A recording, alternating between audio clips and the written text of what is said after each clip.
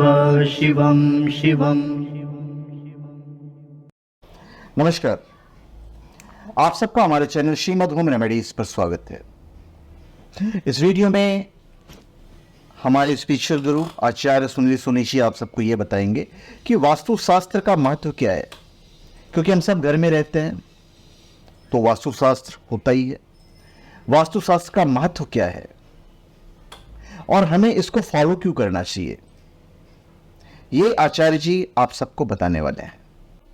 तो आचार्य जी बताइए हमारे दर्शकों को। वास्तुशास्त्र की बात करें तो जैसे एक ज्योतिष शास्त्र है वैसे एक वास्तुशास्त्र है। ज्योतिष शास्त्र जो है वो हमारे ग्रहों के साथ कनेक्टेड है और हमारे जीवन के साथ में कनेक्टेड है। वैसे ही जिस जगह पे हम रहते हैं उस जगह का एनर्जी भी हमें सपोर्ट करती है। अब जैसे हमने बताया कि जैसे ब्रह्मांड में जो है वो हमारे अंदर है, तो जब चीजें हमारे से सिंक्रोनाइज हो जाती है तो हमारा जीवन सरल हो जाता है और वास्तु के बेस पे हमें कनेक्शन मिलता है। अब जिस वास्तु में आप रहते हो, वास्तु का मतलब क्या होता है कि वास्तु मतलब जिस चार दीवारी के अंदर आप रहते हो वो वास्तु हो गया। जिसमें हमें बसना, हम बसते हैं, वो एक वास्तु हो गया। चाहे एक कुत्ता भी होगा, एक घर में रहता है छोटा सा, तो उसके लिए वो वास्तु है। हम एक बंगले में रहते हैं तो हमारे लिए वास्तु है। हम जंगल में भी एक जगह पे खाली झुपड़ी में रहते हैं तो वो हमारा वास्तु हो गया। हमारे भारत देश है जहाँ पे भी वो उसका एक वास्तु है। तो हर ब्रह्मांड में पृथ्वी के ऊपर जहाँ पे भी चार दीवार करके रह रहे हैं या जहाँ पे भी मनुष्य रह रहे हैं वो एक उसके लिए वास्तु हो गया। अब वास्तु शास्त्र के अंदर हम डिटेल नहीं जाते कि वो कैसे बना था, क्या बना था। उसमें वास्तु के अंदर वास्तु पुरुष का एक महत्व होता है और वो जो पुरुष का जो सिर होता है वो मतलब एक जैसे कुंडली के अंदर हम काल पुरुष कुंडली के हिसाब से 12 भावों को मनुष्य से कनेक्ट करते हैं, वैसे ही वास्तु के अंदर भी सारी जो दिशाएं होती है वो दिशाएं भी एक वास्तु पुरुष से कनेक्ट करते हैं।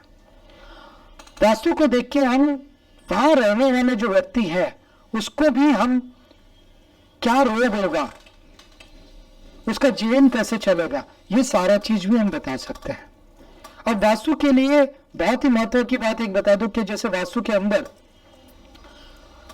जब हम वास्तु कोई भी घर लेते हैं तो उस घर के अंदर जब आप कलश की स्थापना करते हैं तो जब वो कलश की जो स्थापना होती है उस समय उस सेकंड का अगर आप कुंडली बना लो तो आपको किसी की भी कुंडली घर के लोगों की जरूरत नहीं पड़ती है। वो ही आपको काफी हो जाता है कि उसी कुंडली से घर के अंदर फाइनेंशियल प्रॉब्लम्स आएंगे, आग लगेगी, नुकसान होगा, कितने समय तक आप रहोगे, क्या इसमें आपका ग्रोथ होगा क्या नहीं, ये सारी चीजें आपको बता सकते हैं। तो अगर ये सब चीजें कैसे बताते हैं तो एनर्जी बहुत महत्व होती है। वास्तु के अंदर negative energy and positive energy यहाँ पे काम करती है। हमारा ब्रह्मांड जो है या हम जो भी कनेक्टेड है वो एनर्जी से कनेक्टेड है। सारे दिशाओं से आती हुई एनर्जी किस तरह किस जगह पर फ्लो कर रही है और उसका फ्लो हमारे तक कैसे पहुंचता है वो भी एक महत्व है। अब आपको मैं बता दूं कि ब्रह्मांड के अंदर की हम बात करें तो 5 तत्वों को बेस किया गया है, जैसे जल, पृथ्वी, वायु, अग्नि और आकाश। ये 5 तत्व जो है वो हमारे जीवन को चलाने के लिए हमारे साथ में जुड़े रहते हैं। अब वैसे ही आपके जो घर है उसके अंदर भी 5 तत्व आए हुए, मतलब दिशा के हिसाब से वो 5 तत्वों को हम कनेक्ट करते हैं। तो अगर वो 5 तत्व हमारे घर के अंदर है, हमारे ब्रह्मांड में है और हमारे अंदर भी 5 तत्व से हमारी बॉडी चलती है, तो वो जो 5 तत्वों का हमारे घर का और हमारे ब्रह्मांड का अगर एक सिंक्रोनाइज हो जाता है तो हमारा जीवन बहुत ही सरलता से और आसानी से चल सकता है। इसीलिए हम बार बार बोलते हैं कि कोई भी वास्तु आप लेते हो तो उस वास्तु के लिए आप वास्तु पूजन करवाइए। यह वास्तु को वास्तु शास्त्र के नियमों के अकॉर्डिंग आप बनाइए। पहले के जमाने में जब वास्तु शास्त्र बना उस समय पे मैं आपको बता दूं कि वहां पे उस शास्त्र के अंदर नियम ही लिखे थे, कोई रेमेडीज नहीं था। मतलब मैंने बताया कि ABC टू बी फॉलो, तो वो ABC टू बी फॉलो पहले के जमाने में आपने घर देखे होंगे या पुराने घर आप गांव में देखोगे तो वहां पे बाहर तुलसी का क्यारा लगा हुआ कंपलसरी होता था। आपके चौखट बनी हुई कंपलसरी होती थी वास्तु के अंदर। जो चौखट बनाया जाता है, मेन डोर होता है, उसके ऊपर चौखट बनाई जाती थी। और वो भी चौखट कितनी होती थी, 1 फुट के अंतर की होती थी, जिसके अंदर आप घर के अंदर आते हो तो आपको पैर ऊपर करके अंदर आना पड़ता था। इसका भी एक महत्व था। आपके घर के अंदर जब बाहर वरंडा होता था या आपको जो स्पेस दी गई है उसके अंदर से जब मेन डोर से आप कंपाउंड डोर से अंदर आते हो तो आप पहले फेस करते हो तुलसी को। वो महत्व होता था क्योंकि तुलसी के अंदर वो ऊर्जा रहती है कि जो सारी नेगेटिविटी को एब्जॉर्ब करती है, तो इसीलिए वहां पे तुलसी का क्यारा रखा जाता था। दूसरा, हमारे आयुर्वेदिक से तुलसी कनेक्टेड है, उसकी पूजा हमारे शास्त्र से कनेक्टेड है, इसीलिए तुलसी का महत्व होगा। तो इस तरह से, और संडास बाथरूम जो होता था वो हमारे घर के बाहर होता था, मतलब गंदगी हमारे घर में नहीं हो सकती, ये नियम था वास्तु शास्त्र का। पूजा घर की बात करो तो पूजा घर भी शास्त्र के अंदर नहीं बताए गए थे। पहले के जमाने में आपको पूजा करनी है तो मंदिर में जाओ पूजा करो, आपके घर के अंदर नहीं होता था। जबकि आज सारी चीजें हमारे घर में तक सीमित नहीं है, हमारे बेडरूम तक पहुंच गए सारी चीजें, कि हमारे हर एक बेडरूम में एक बाथरूम संडास होता है। हमारे घर के अंदर पूजा घर प्रॉपरली हमारे दिशा के मुताबिक नहीं होता। तो पूजा घर का घर के अंदर भी महत्व कैसे आया शास्त्र के अंदर, वो भी मैं आपको बता सकता हूं कि उसकी वजह क्या थी। एक ऊर्जा का प्रतीक था पूजा घर का। अगर मैं सिंपल से बता दूं तो पूजा घर जो है नॉर्थ में या तो ईस्ट में रखा जाता है। नॉर्मली एक एग्जाम्पल के तौर पे मैं समझा रहा हूँ कि वास्तव शास्त्र कैसे अपने कनेक्ट होता है अपने साथ में। पूजा घर का कोई महत्व घर के अंदर नहीं था, ये मैं एक प्रूव करने के लिए बता रहा हूँ कि उसके अंदर हमें उसमें बताया गया कि नॉर्थ ईस्ट और वेस्ट के नॉर्थ ईस्ट एंड ईस्ट का जो पोर्शन है, वो पूरा जो पोर्शन है वहां पे पॉजिटिव ऊर्जा बहुत ही पावरफुल होती थी। और नॉर्थ ईस्ट में अगर आप बैठ के नॉर्थ ईस्ट को फेसिंग करके या नॉर्थ को फेसिंग करके या ईस्ट को जहाँ पे सूर्योदय होता है तो वो फेसिंग करके आप बैठते हो तो उस समय पे आपके पास में पॉजिटिव ऊर्जा अपने आप आती है। तो 5 मिनट अगर मैं किसी को बोलूं कि आपके घर के अंदर नॉर्थ ईस्ट में आप बैठ जाइए और थोड़ा सा मेडिटेशन कर लीजिए, कोई नहीं करेगा। तो उसको करने के लिए हमें ऊर्जा देनी है, क्योंकि हमारे घर के अंदर की ऊर्जा है उसको मिलेगी तो उस ऊर्जा को लेके वो बाहर जाएगा और अपना कामकाज करके वो अपने आप को पैसे का सोर्स बनाएगा या अपने आप की जीवन को चलाएगा। अब वो ऊर्जा मुझे देनी है तो मैं कैसे दूंगा? तो उसके लिए हमने क्या किया, नॉर्थ ईस्ट के अंदर एक पूजा घर को लगाने का तरीका बता दिया। यहाँ पे आपका घर में पूजा घर लगेगा। अब पूजा घर लगाया तो उसको कंपल्सरी वहां खड़ा रहना पड़ेगा, उसको आरती करनी पड़ेगी, उसको अगरबत्ती दिखानी पड़ेगी और उसके वहां पे प्रार्थना करनी पड़ेगी, हाथ जोड़ना पड़ेगा या मेडिटेशन भी वहां जाके करना पड़ेगा। अगर हमारे बच्चे हैं तो हम अगर माँ बाप है तो वो उसको बताएंगे नहीं यार तेरे को मेडिटेशन करना है, तो वहां मंदिर है वहां पे जाके बैठ के कर, तो ऑटोमेटिकली वहां पे उसके पास में एक फोर्स ऑफ पॉजिटिव ऊर्जा उसके पास में कनेक्ट हो जाएगी। अब जब कनेक्ट होगी उसके पास वो ऊर्जा पावर, जैसे हम जो मोबाइल होता है उसको चार्ज करके घर से निकलते हैं, तो वैसे ही हमारी बॉडी को भी हम चार्ज घर से करके निकलना चाहिए, क्योंकि हमारे पास में मोबाइल का पावर बैंक होता है। लेकिन जो बड़े बड़े आध्यात्मिक कनेक्टेड होते हैं उनके पास में भी अपना एक पावर बैंक होता ही है, और वो अपने आप को लॉक करके अपनी ऊर्जा को लॉक करके अपनी ऊर्जा को लॉक करके वो बाहर निकलते हैं। उसको नेगेटिव ऊर्जा नहीं मिलती या नहीं लगती, या उसकी ऊर्जा जो है वो बढ़ती रहती है धीरे धीरे अच्छे लोगों के साथ मिलकर। तो ये जो तरीका है धीरे धीरे करके इस तरह से चीजें आने लगी। अब जब हमें बताया गया कि शास्त्र के अंदर की गंदगी जो है हमारे संडास जो है वो जो भी नेगेटिव चीज है जहाँ पे मैक्सिमम नेगेटिविटी जमा होती है, वो चीजों को हमारे घर से बाहर रखो। लेकिन आज वो चीजें हम बेडरूम तक लेके गए। अब जब बेडरूम के अंदर आ गई और हमारे एक टॉयलेट बाथरूम की जगह पे हमारे पास में 3-4 टॉयलेट बाथरूम अगर हमारे बड़े बड़े घरों में या बंगलोज में आ गए, तो आप सोचो कितनी नेगेटिविटी हमारे घर में फ्लो कर रही है। अब उसको क्लीन करने की व्यवस्था हमने की नहीं, क्योंकि हमने उस शास्त्र को आगे जाके उसको पते हमने समझा ही नहीं है। हवन से हम उसको ऊर्जा क्लीन कर सकते हैं, कई अलग अलग तरीका है जिसके द्वारा हम हमारी ऊर्जाएं घर की ऊर्जा क्लीन कर सकते हैं, जबकि वो चीजें अभी बड़े बड़े जगह पे होती है, कई जगह पे। मैं ये नहीं बोल रहा हूँ कि 100% हमारे पास में माइनस में, हमारे पास कई लोग ऐसे हैं वो रोज करते हैं, रोज ऊर्जा क्लीन करते हैं, रोज ऐसी चीजें करते हैं। हमारे घर में आने वाले लोग भी हैं जो हमारे वहाँ नेगेटिविटी लेके आते हैं, या हमारे हिसासे लेने वाले, या ऐसे कोई भी लोग भी हमारे पास में आते हैं, हमें नहीं पता है, तो उसकी वो नेगेटिविटी छोड़ के जाता है। उस नेगेटिविटी को कैसे क्लीन करना, क्योंकि हमारा घर और हम लोग जब हमारा परिवार वहाँ रहता है तो वो किस ऊर्जा के अंदर रहता है, वो ऊर्जा अगर पॉजिटिव होगी, क्योंकि वास्तुशास्त्र का मेन चीज है कि आपके घर की ऊर्जा को बैलेंस करना, पंच तत्व को बैलेंस करना।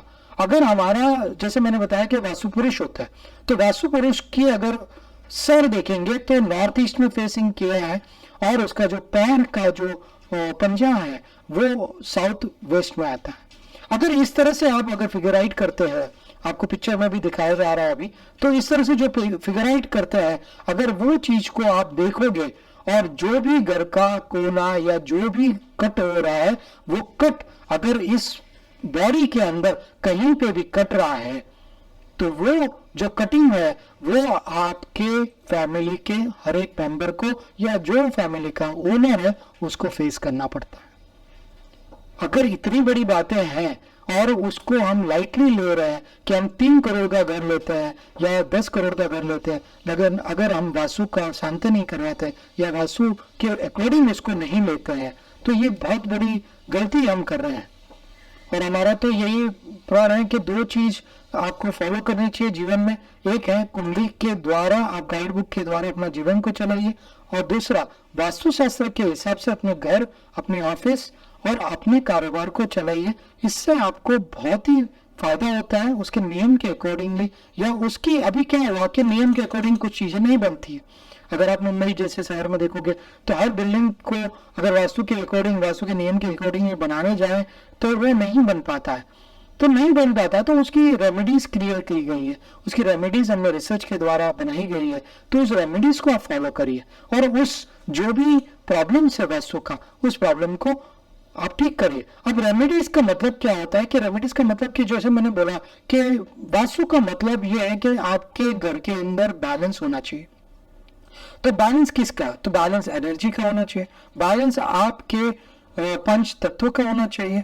तो ये जो सिंक्रोनाइज अगर आपका हो जाता है तो 100% आपका वास्तु आपको सपोर्ट करेगा। अब आपको मैं एक एग्जांपल के तौर पे दे दूं कि अगर मैंने एक लड़की की कुंडली देखी, अब उस कुंडली के अंदर मैंने देखा उसके योग है शादी के, उसकी दशाएं चल रही है, उसमें हमने बताया कि ये रेमेडीज कर लो, अगर ये प्रॉब्लम्स है शायद, तो उसने पहले मैंने रेमेडीज भी कर ली। अगर ग्रह और दशा और सब कुछ उसको, और उसके गोचर के ग्रह उसको सपोर्ट कर रहे हैं, तो उसकी शादी क्यों नहीं हो रही। अब इसको हम जाके उसके वास्तु में जाके देखते हैं। तो वास्तु के अंदर मैंने बताया कि एनर्जी होती है, एनर्जी का फ्लो है। तो नेगेटिव एनर्जी, पॉजिटिव एनर्जी, कुछ एनर्जी कुछ जगह पे कुछ दिशाओं में इस तरह से फैल जाती है, या इस तरह से होती है जहां पे उसका प्रभाव कुछ कम होता है, कभी कहीं ज्यादा होता है। तो इस तरह से हमारी घर की ऊर्जा घूमती है। तो उस ऊर्जा के अंदर अगर हम जाए तो उस लड़की जो है वो उस जगह पे सो रही है जहां पे वो ऊर्जा उसको पकड़ के रख रही है। जब इसको पकड़ के रख रही है तो उसको घर के बाहर नहीं जाने दे रही है, तो उसकी शादी नहीं हो रही है। तो उस समय पे क्या हो रहा है कि उसकी शादी अगर गलती से कोई बड़ी रेमेडीज करके भी उसकी हमने शादी करवा भी दी, तो क्या होगा, वो डिवोर्स लेके वापस आ जाएगी। और ये मैं हवा में बात नहीं कर रहा हूँ, ये एक्सपीरियंस से बात कर रहा हूँ कि ये ऐसा होता है। तो क्या होगा कि हमने उस लड़की को, जब सारा चीज उसके कुंडली के हिसाब से हो रहा है और उसको सपोर्ट हो रहा है, तो उसमें हमने उस लड़की को, कुछ ऐसी ऊर्जा भी होती है घर में जो हमें बाहर फेंक देती है। तो हमें जब बाहर फेंकने के लिए ऊर्जा में हम जाते हैं, उसको सुला देते हैं 15 दिन में, तो वो सारा कुंडली सपोर्ट और वास्तु का सपोर्ट के हिसाब से वो तुरंत उसकी शादी हो जाती है। ये एक छोटे से एग्जाम्पल है। कई बार कई लोग आते हैं कि जिसके अंदर घर में ऑफिस में काम करते हैं, 10 साल हो गया, प्रमोशन नहीं मिल रहा है। तो प्रमोशन नहीं मिल रहा, मैंने कंपनी को इतना आगे बढ़ा दिया, सब कुछ कंपनी को मिल गया, वो इतने आगे बढ़ गए, लेकिन मुझे कोई पूछता नहीं है या मुझे प्रमोशन नहीं मिलता है। तो क्यों नहीं मिलता है? अगर उसकी कुंडली देखे तो उसके अंदर भी सारे अच्छी चीज दिख रही है, उसको मिलना चाहिए, उसके उपाय हमने करवा दिए। अब हम वास्तु में जाके देखेंगे तो वहां भी वो ऐसी ऊर्जा है जहां पे वो सोता है। तो उस ऊर्जा में सोने से क्या होता है कि वो ऊर्जा उसको ये देती है, जब वो घर से बाहर जाता है तो वो ऊर्जा वो उसको ये देती है कि वो सबका भला करे, खुद का भले का मन न सोचे। तो वो जब भी किसी से काम करता है तो वो सबका भला करने जा रहा है, उसका भला नहीं होता है, तो उसका ग्रो नहीं हो रहा है, तो वो जो ऊर्जा लेके जाएगा वो ऊर्जा उसको सपोर्ट करेगी। तो इस तरह से होता है। दूसरी बात करें कि हम बाहर की बात करें, ये तो घर की बात हो गई वास्तु की। अगर हम हमारी ऑफिस है हमारे पास में और उस ऑफिस के अंदर सेल्स के पर्सन बैठते हैं, हमारी एक सेल्स टीम है जो हमारे ऑफिस में बैठती है।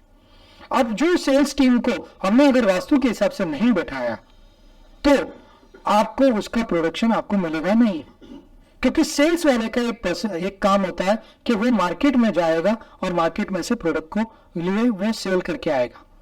लेकिन आपने उस जगह पे आपने उसको बिठाया जहां पे वो ऊर्जा उसको पकड़ के रखती है, बाहर ही जाने नहीं देती। जैसे अभी मैंने लड़की का ऑप्शन दिया, आपको बताया हमने, तो वो ऊर्जा उसको पकड़ के रख रही है। तो क्या करते हैं, पूरे दिन कंप्यूटर पे लगा रहेगा, वहां पे काम करेगा, टाइम पास करेगा, लेकिन वो कोई भी बाहर निकालेगा, लेकिन ऑफिस से बाहर नहीं जाएगा। अगर जाएगा तो भी तुरंत वापस आ जाएगा। तो ऐसी जगह पे हम उसको बिठाएंगे तो क्या होगा कि वो उस जगह पे बैठेगा ही नहीं। सेल्स वाले की जो जगह है, जैसे घर से बाहर फेंकना, ऐसे ही ऑफिस से बाहर रखना, तो वो क्या करेगा, मोस्ट ऑफ द टाइम वो बाहर ही रहेगा और वो प्रोडक्शन करेगा। अभी यही चीज आपने उल्टा कर दी, कोई कैश वाले को या अपने अकाउंट डिपार्टमेंट को अपने बाहर वाले जगह पे बैठा दिया, आपने डिपार्टमेंट रख दिया उसको, तो बंदा क्या करता है, वो मैक्सिमम बैंक में बैठा रहेगा, वो कोई ना कोई बहाना लेके ऑफिस के बाहर चला जाएगा, लेकिन ऑफिस में वो काम नहीं करेगा, फिर जब भी आएगा उसका काम पूरा नहीं होता है।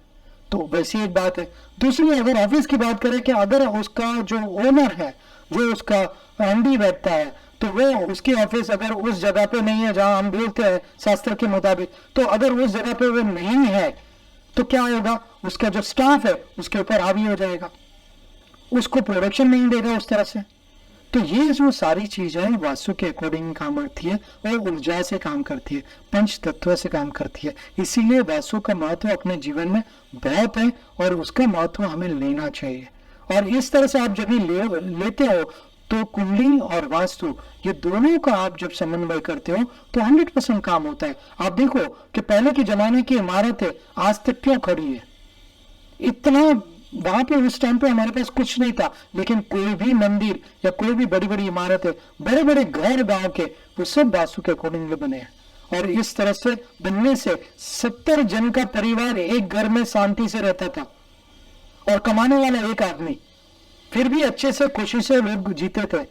आज 4 जन ठीक से घर में नहीं रह पाते, हस्बैंड एंड वाइफ और 2 बच्चे। माँ बाप की बात तो छोड़ ही दो, क्यों ऐसा हो रहा है, और उसमें भी झगड़े होते हैं।